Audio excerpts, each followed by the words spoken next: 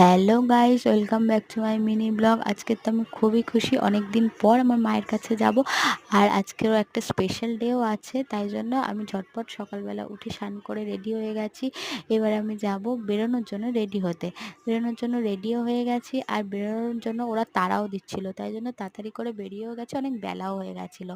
তাড়াতাড়ি করে বেরিয়ে গিয়ে এত গরম বাইরে, এত কষ্ট হচ্ছিল যে আসার সময় কোনো ভিডিও করা হয়নি। তাড়াতাড়ি চলে এসে এখানে আমাদের রিচুয়াল কিছু ছিল, সেইগুলো কমপ্লিট হচ্ছিল। তা আর ওর অ্যামির পাপার সাথে অ্যামিরও হচ্ছিল।